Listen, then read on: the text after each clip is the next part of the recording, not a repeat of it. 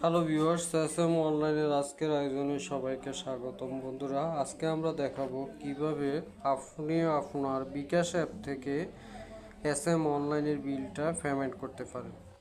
তো প্রথমে আপনি আপনার বিকাশ অ্যাপ লগ ইন করবেন। আমি আমার বিকাশ অ্যাপটা লগ ইন করে নিলাম। বিকাশ অ্যাপ লগ ইন করে আপনার বিকাশের পিন নাম্বারটি দিবেন।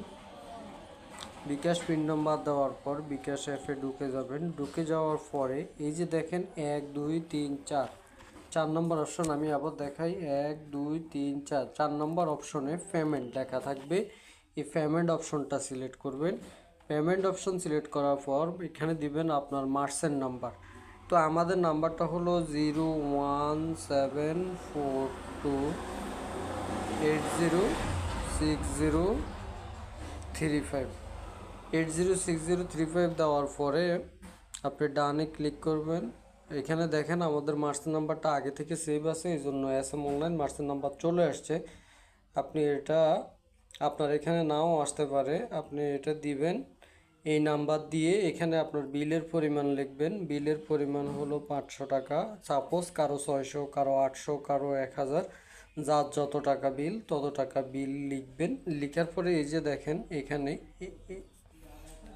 এখানে এগিয়ে যান অপশন আছে, এগিয়ে যান অপশনে ক্লিক করবেন।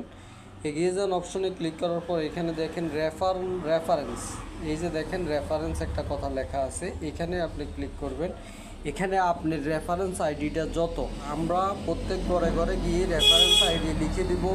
এছাড়াও প্রত্যেকটা কাস্টমারের মোবাইলে রেফারেন্স আইডিটা যায়, আপনি রেফারেন্সটা লিখবেন। সাপোজ আপনার রেফারেন্স যদি হয় 2496, কারো কারো অন্য রকমও হতে পারে, অন্য রকম হবে, দুইজনের রেফারেন্সটা পরে একরকম হবে না। তো 2496 লিখে আপনার বিকাশ পিন নাম্বারটি দিয়ে দিবেন। বিকাশ পিন নাম্বারটি দিয়ে কনফার্মে ক্লিক করেন। এরপরে দেখেন এখানে লেখা আছে পেমেন্ট করতে ট্যাপ করে রাখুন, এখানে ট্যাপ করে রাখবেন। এই যে দেখেন আপনার বিকাশ বিলটা দেওয়া, অর্থাৎ আমাদের এসএম অনলাইনে বিলটা পেমেন্ট সম্পূর্ণ হয়েছে। পেমেন্ট সম্পূর্ণ হওয়ার পর আপনি যে নাম্বারটা আমাদেরকে দিয়ে রাখছেন ওই নাম্বারে এসএমএস যাবে যে আপনার বিলটা সফলভাবে পরিশোধ হয়েছে। ধন্যবাদ। এভাবে সবাই বিলটা পরিশোধ করার জন্য সবার প্রতি বিশেষ অনুরোধ রইল।